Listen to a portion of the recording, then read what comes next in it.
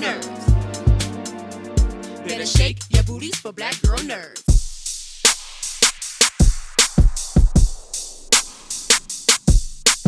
Thank you, ladies, for your time. I enjoyed you guys so much together. It was so fun. And it was cool seeing a different, unique story that was different from anything else that I've seen. So thank you for that.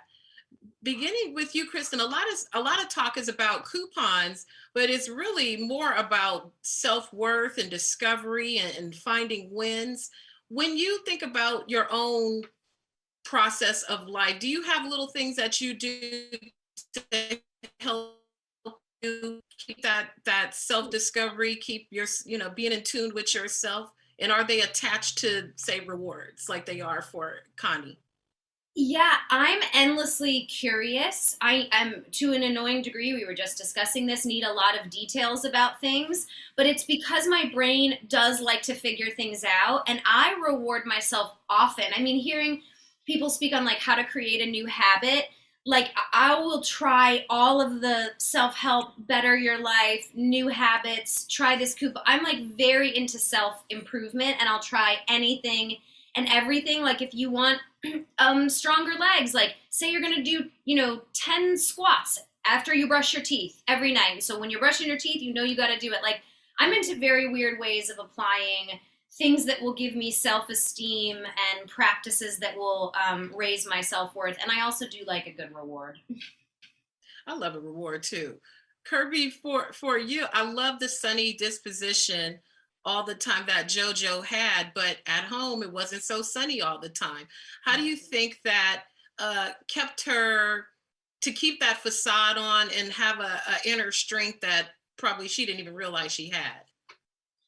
Well, I think that anyone who has like a really strong mother, a strong like opinionated mother, is used to like that's like training for the world, right? Like there's almost nothing that anyone else can do to you, or there's no button that anyone can press that your mom hasn't already pressed. So I feel like she does have this kind of she comes from strong stock, and you see her mom, and her mom kind of takes no prisoners. And I think for her, they kind of, what a lot of people go through is like this like generational disparity where her mom is like, why are you doing this and why are you doing that? And she recognizes that her,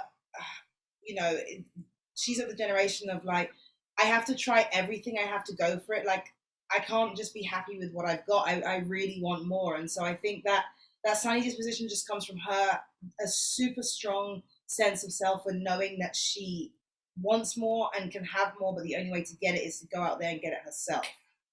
For sure. For you, Kristen, what do you think, listening to Kirby describe Jojo, what do you think that Jojo gives to Connie that she needs? Because together they are able to really encourage each other along. It's hard to articulate what a good girlfriend or like a chosen family member, we've referred to it as, can give you. Like a reason for being, a sense of passion, because out of a trusting relationship that has joy in it, which Connie and Jojo laugh together and they have fun and they spend a lot of time together. They have invested in each other as human beings, and spending a lot of time talking and venting, you can really dig deep with someone and say, God, I want the best for you. How can I help you get there? And by sort of saying that to each other, or looking for cool opportunities like these coupons, or asking each other about their businesses, they decide upon this scheme together. But I think Connie never would have been able to do this without Jojo, ever in a million years. She wouldn't have had the self-esteem. But good friends can really make you feel confident.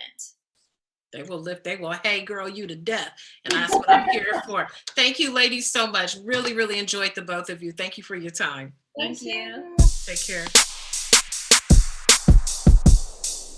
Mr. Hauser, when I tell you I had a good kiki watching you during the whole scheme of this movie, you cracked me up. I love characters like this who are very specific and are looking for that moment of glory to live their dream. What a thoughtful analysis. That was really thoughtful. Thanks for saying that. I loved it. It was just so funny, because I think we can all relate to that character, that we get that moment to really do a big thing in our life and have that shine. and it's right there. When you think of Ken's best moments during the course of the film, what were some of your favorite moments? Because I I had a few, and I want to see what some of your favorite. Yeah, I think my favorite moments in the film. I have seen the movie once. I saw it a couple months ago, and for me, I really like the moments where Ken is kind of lonely in the first act. I like seeing him in that world and realizing that he desperately needs this moment. He needs a pivot in his life to be happy. And the pivot comes in the form of his job and the pursuit of tracking down Kirby and Kristen's characters and finding a bit of a sage mentor and advice driven person like Vince's character to kind of guide him. So yeah, for me, I love stuff like in the first act where I'm looking through all the receipts and I'm kind of going crazy in the montage and I'm crying at one point. And then I like in the end the tender moment I have with Vince where we're saying goodbye to each other. Moments like that I really like. Mm-hmm. Well, usually when someone is like a control freak or a micromanager, is rooted in insecurity and it kind of paralyzes them. But that's not the case. He's ready. He is ready to go. What do you think about him makes him ready to just jump out? I love characters like that because I think a lot of people are well-intentioned and even talented and have something to offer. But if they're socially awkward or they're dealing with some sort of demon of their own kind, it can be hard to translate that and be accepted in a place of business or a social atmosphere. So for Ken Miller, this character, he really is similar to my other character, Richard Jewell, that I did a couple years ago. Those characters are similar where they mean well and they are talented, but the execution is not as great as the inception. And we see that play out to comedic effect in Queenpins. I love the moment where I get to connect a little bit with Kristen when we're holding her in that deposition. There is a little spark of like these two lost souls kind of understand each other in that moment, and I think that's kind of cool. Yeah, it was almost like a Lex Luthor Superman, kind of the same kind of scale, just where where in the gray are you, or where are you on the scale? And yeah. It was very, very funny. And lastly, how many plaid shirts do you have in your trailer? Because he wore a lot of plaid shirts, or he wore the same plaid shirt. That's over several days. How many plaid shirts did they put you in? I think there was probably 4 or 5 alternating, and yeah, not my personal look. I'm more of like I dress like trash in normal life. I mean, I wear nothing but like pro wrestling t-shirts and old NBA jerseys. I mean, I look like a man child. It's pathetic. But yeah, no, that film, that character had a style all his own, which that's some of the fun of being an actor, is getting to play dress up, and you do get lost in the character a little bit more when they have a unique sense of look or style. That character totally did. Shaving the head was my idea too. I told them from the start, I said, I want to shave my head because Vince has such a lush, beautiful head of hair. I think he and I should be dissimilar. I'm the before photo. He's the after. That's how I thought of it. Well, I enjoyed you greatly. I thank you for your time. I hope you cried when CM Punk came back, and I'll have to catch you later. I marked out pretty hard when that Living Color dropped on AEW the other night. Yes, ma'am. All right. Thank you so much. Thank you for your time. I need a Tempe Tina in my life, Bebe. I think we all need one. If we have to go and get some work done, we need somebody with those attributes. What do you think? I don't want to give away who Tina is to the story because it's really funny and cool. But what do you think are her best attributes that she has to help these Queenpins along? I think that she's super straightforward. She she has which helps them, because I think that they're trying their best just to kind of figure the situation out that they're in, but they kind of have their head in the clouds. They don't really know. They're not really grasping the situation. They see that they're having some type of success, but there's nobody really telling them like it is and what to do. And Tina's kind of like, I've been here before. I know what to do. It's this, that. She's super straightforward. and yeah, kind of a hard ass. Like she's not really there to make friends. And I think it's actually like, you know, sometimes when it's like tough love. I think they really needed that. As you maneuver through all these wonderful endeavors you have in your career, is the Tempe Tina approach to advice what's best for Bebe as Bebe makes her way through her career? Oh wow. I mean, I feel like I've had Tempe Tinas all around me, including my mother. You know, she keeps it definitely like, you know, straightforward with me, especially like growing, you know, it's the New Yorker in her, plus the Albanian and the Albanian woman in her is super straightforward, and tells it like it is and never, you know, sugarcoats anything. And I think that's really important to have somebody like that in your life. That just doesn't, it's not a yes person, tells you like it is, but it's telling you things that you should hear out of love to make yourself the best person possible. It was fun to see you in this mix. Did you have a good time? How was the acting bug from you taking a break from the music bug to do this? Oh, it was honestly like, you know, I started writing like when I'm 31 now, about to be 32. I jumped into the music business. I got signed when I was 19, and I've just kind of been going. And I never had that like big moment of like that big, you know, that big hit from the top that like just exploded. But I was going, you know, I was traveling the country, seeing every radio station, every person, promoter, like I was grinding from day one. So to do something different was kind of fun. And like, I was so nervous, but Kirby and Kristen, like they were so kind with me, and they just made it such a fun experience. Like it made me happy. Like I finally feel like, you know, like when you change it up a little bit, and it was a really fun experience. Like I was excited. Plus everybody was so nice. The food was amazing. They had like this amazing snack situation.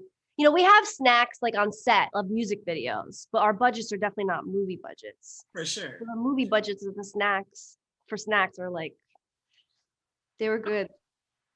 Okay, top tier snacks that got you through filming. You know, some people need a little sweet mix, some people need a little protein bar. You know, no. and I'm sorry if people start sending this kind of stuff to you. I'm so sorry. Well, I love coffee. So they actually had espresso. They had like the drinks already like kind of in their, like they're ready, the cans. They had espresso, but they also had like hot coffee. They were making it. And then they had beef jerky, which I liked. And then they had chocolate. I'm all about chocolate and candy. You know, M&Ms, Snickers. They had some cereal bars. I didn't really go for the healthy stuff. I went for the bad stuff because I feel like it gives you that. I needed that energy that I need to like kind of get my acting, you know, skills going. Well, I love your energy and you did a great job. Thank you so much for your time. This was a lot of fun. Thank you so much. Thank you. Thank you, you guys. Yay, you're together too. That's awesome. Hi. We're Great to meet married. you. We're always together. Shout out to marriage and shout out to couponing. Yes. Sinister world of couponing. I admit I love seeing people who are adept at that. And then you have Connie and Jojo here. When does couponing teeter over into not being the most productive in one's life as it could be? I'll start with you, Gita. When is it? What's the line, the fine line? The fine line where it's not as productive, probably when you're committing crimes with it. but I don't know. To me, I think coupons are always productive because it's a form of currency. And why pay full price if you don't have to? So to me, I'm always looking for a good deal. And I think people who use coupons are super smart. Do you have a different idea on couponing? Because what resulted was we got this great movie with a very talented cast, and at the core of it is these people who like scoring the win. Yeah, I mean, for them, they take it criminal, but we would read stories about women who are just extreme couponers who, over the course of the year, save tens of thousands of dollars just from doing the extreme couponing. But with them, they take it to another level and go criminal with it. But it really is to us for a good reason, because they felt very undervalued and like the people in their lives weren't valuing them. And that was their way around that and to find success and happiness. You know, do you think that what I thought was interesting about Connie and Jojo, and even with some of the other characters, they all had a sort of duality to their personalities. Like they were very, very adept at this, but then they had some other skill set that was unrelated that ended up happening. Is that a byproduct of having coupon addiction, or what do you think? What makes for these dualities of personalities? Yeah, I mean, we love the complexity of characters, right? Because each one of us has some really strong traits and also some weaknesses. And what we love about having someone like Mama Josie play off of Jojo, for example, like they each bring their own traits to the table and find ways to, like oil and water, rub against each other. But then at the end of the day, they also push each other to greater lengths to succeed, unintentionally in their case. For Aron, can people like Connie and Jojo and Ken, is there a happiness? Is there a finish line? Because they're always in pursuit. So what can there be happiness ultimately for them? I think so. I mean, I think along their journey, they start finding ways to be happy. And I think that is important, is to try to find the happiness along the way. I mean, I think for Gita and I in our careers, you kind of like keep judging, like, well, you want to get to this next step in it, the next movie, a bigger movie. And we have to always remind ourselves to just be present and find happiness along the way.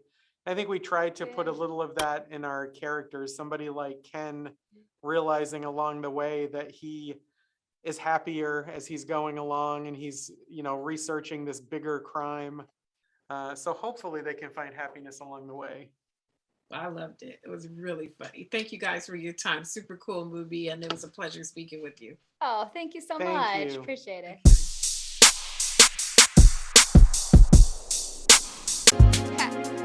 Better shake your booties for black girl nerves. Better shake your booties for black girl nerves.